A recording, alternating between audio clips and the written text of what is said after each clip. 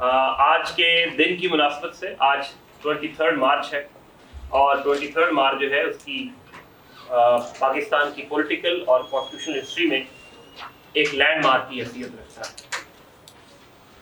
آج کے دن پاکستان کا پہلا آئین بنا 23 مارچ 1956 کو۔ بیسیکلی یہ کانسٹیٹیوشن جو ہے ہماری کانسٹیٹیوئنٹ اسمبلی نے اپروو تو کر لیا تھا 29 فیب 1956 کو، لیکن یہ امپلیمنٹ آج کے دن ہوگا۔ آج کے دن پاکستان برٹش ڈومینین سے ایک ریپبلک بن گیا۔ اگر ہم بیک گراؤنڈ کی بات کریں تو پاکستان میں کانسٹیٹیوشن میکنگ کے پروسیس میں کافی ڈیلے ہوا۔ ہمارے پڑوسی ملک بھارت نے 1949 میں اپنا کانسٹیٹیوشن بنا لیا تھا اور 26 جنوری 1950 کو انہوں نے امپلیمنٹ بھی کر دیا۔ پاکستان کے آئین بنانے کا فریضہ پاکستان کی کانسٹیٹیوئنٹ اسمبلی کو دیا گیا تھا۔ ابھی تھوڑی دیر پہلے بات ہوئی کہ پاکستان کی کانسٹیٹیوئنٹ اسمبلی کا سیشن 10 اگست 1947 کو ہوا تھا، لیکن اگلے 2-3 سال پاکستان میں کانسٹیٹیوشن میکنگ کے پروسیس میں کوئی خاطر خواہ پیش رفت نہیں ہو سکی۔ جو پہلی پاکستان میں کانسٹیٹیوشن ڈیولپمنٹ کی بچوں وہ تھی 7 مارچ 1949 کو، جب اس وقت کے پرائم منسٹر نواب رضا لیاقت علی خان صاحب نے کانسٹیٹیوشن اسمبلی میں ایک ریزولوشن پاس کی جس کو آبجیکٹو ریزولوشن کا نام دیا گیا۔ اس ریزولوشن کے مطابق جو پاکستان کا آئین بننا تھا وہ بنیادی طور پہ جمہوری اور اسلامی طرز کا آئین تھا، جو کانسٹیٹیوشن انویزج کیا گیا تھا اس ریزولوشن میں۔ یہ آبجیکٹ ریزولوشن ہماری کانسٹیٹیوشن اسمبلی نے 12 مارچ 1949 کو اڈاپٹ کر لی۔ جس دن یہ ریزولوشن اڈاپٹ ہوئی اسی دن ہی ہماری کانسٹیٹیوشن اسمبلی نے ایک اپنی ہی ایک کمیٹی بنا دی جس کا نام تھا basic principles committee. Basic principles committee. اس بیسک پرنسپل کمیٹی نے اپنی 3 سب کمیٹیز بھی بنائی۔ ایک کمیٹی تھی فنڈامنٹل رائٹس پہ، ایک کمیٹی تھی جوڈیشری پہ، اور تیسری کمیٹی جو تھی وہ سینٹر پروونس ریلیشن پہ۔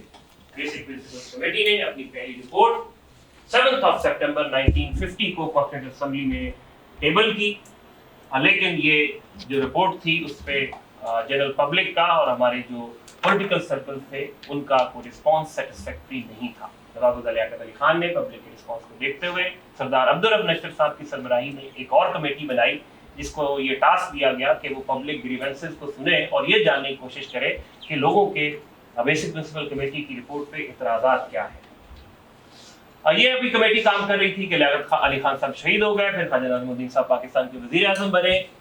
خواجہ صاحب کی سربراہی میں پاکستان کی کانسٹیٹیوئنٹ اسمبلی کی بیسک پرنسپل کمیٹی نے اپنی دوسری رپورٹ 22 دسمبر 1952 کو پریزنٹ کی، اور اس رپورٹ پہ جو رسپانس آیا وہ بھی پہلی رپورٹ سے زیادہ مختلف نہیں تھا۔ پھر 17 اپریل 1953 کو خواجہ ناظم الدین صاحب کو ڈسلوج کر دیا گیا، ان کی جگہ پہ خواجہ صاحب کی جگہ پہ محمد علی بوگرا صاحب پاکستان کے وزیر اعظم بنے۔ بوگرا صاحب کو اس بات کا ادراک تھا کہ پاکستان میں آئین سازی کا مرحلہ جو ہے وہ کافی ڈیلیڈ ہو چکا ہے۔ ہمارا پڑوسی ملک بھارت، جیسے میں نے آپ کو بتایا، کہ اپنا آئین بنا چکا تھا، تو پھر خواجہ صاحب نے اپنا محمد علی بوگرا نے کانسٹیٹیوشن میکنگ پہ کام کیا۔ انہوں نے تمام سٹیک ہولڈرز کو انگیج کیا اور اس کے بعد انہوں نے کانسٹیٹیوشن اسمبلی میں کچھ پروپوزلز پیش کی جن کو تاریخ میں محمد علی بوگرا فارمولہ کا نام دیا گیا۔ یہ محمد علی بوگرا فارمولہ کانسٹیٹیوشن اسمبلی میں 7 اکتوبر 1953 کو ٹیبل ہوا۔ محمد علی بوگرا پہ جو رسپانس آیا وہ کافی پازیٹیو تھا، اور پاکستان کی جو میجر پولیٹیکل سرکلز تھے، جو سٹیک ہولڈرز تھے، وہ محمد علی بوگرا فارمولہ پہ کافی حد تک تقریب تھے۔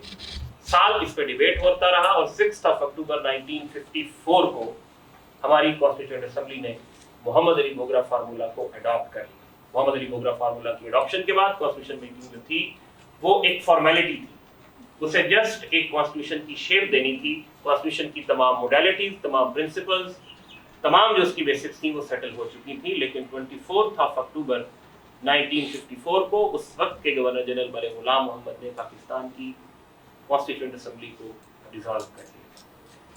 کانسٹیٹیوشن اسمبلی کی ڈیزولوشن کے بعد پاکستان میں ایک کانسٹیٹیوشنل کرائسس پیدا ہو گیا۔ کانسٹیٹیوشن اسمبلی کے اسپیکر مولوی تمیز الدین نے اس اسمبلی کی ڈیزولوشن کو چیلنج کیا۔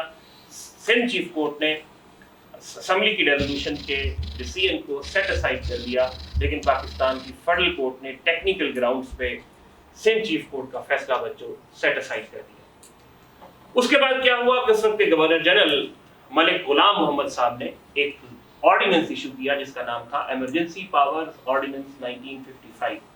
Emergency powers ordinance 1955। इस ऑर्डिनेंस के तहत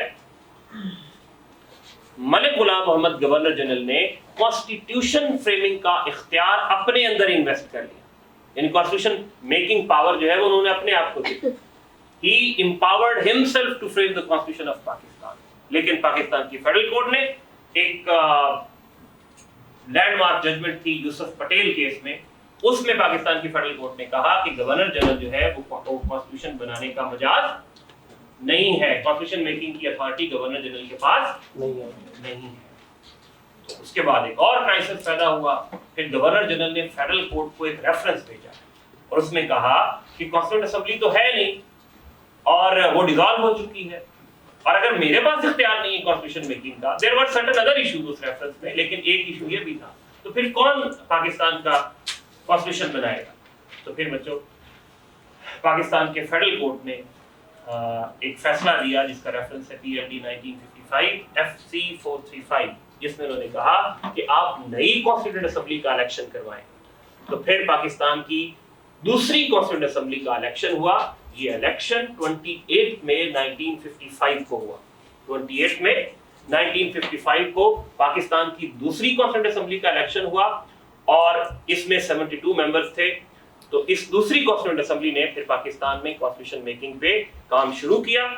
कॉन्स्टिट्यूशन मेकिंग की तरफ जो अगली एक मेजर डेवलपमेंट हुई वो 30 सितंबर 1955 को हुई, जब हमारी दूसरी कॉन्स्टिट्यूएंट असेंबली ने जो है वो एक लॉ पास किया जिसका नाम था establishment of waste Pakistan act 1955, जिसके तहत पाकिस्तान के वेस्टर्न विंग में जितने भी यूनिट्स थे, 3 प्रोविंसेस थे, एक चीफ कमिश्नर प्रोविंस था, 10 प्रिंसली स्टेट्स थी, उनको मर्ज करके एक प्रोविंस बना दिया गया और ये पॉलिसी, इसको नाम दिया गया 1 यूनिट पॉलिसी का, और ये इंप्लीमेंट हुई 14 अक्टूबर 1955 को। जब 1 यूनिट पास हो गया तो पाकिस्तान में कॉन्स्टिट्यूशन मेकिंग से जितने रिलेटेड जितने भी इश्यूज थे वो ऑलमोस्ट सेटल हो चुके थे। मोहम्मद अली बोगरा फार्मूला, जैसा मैं आपको पहले बता चुका हूँ कि ये काफ़ी बैलेंस प्रपोजल थी। इसमें हमारे जो ईस्ट पाकिस्तान के भाई थे उनके कंसर्न्स को भी एड्रेस किया गया। इसमें कहा गया था कि पाकिस्तान की जो नेशनल लैंग्वेजेस होंगी वो दोनों होंगी, बंगाली भी और उर्दू, दोनों को इक्वल स्टेटस दिया जाएगा। तो इश्यूज तकरीबन सारे सेटल हो चुके थे और जो है इसको हमारी कॉन्स्टिट्यूएंट असेंबली ने जो कॉन्स्टिट्यूशन है फिर ये अप्रूव किया 29 फैब 1956 को, 29 फैब 1956 को, और फिर 23 मार्च 1956 को इस कॉन्स्टिट्यूशन को इम्प्लीमेंट कर दिया।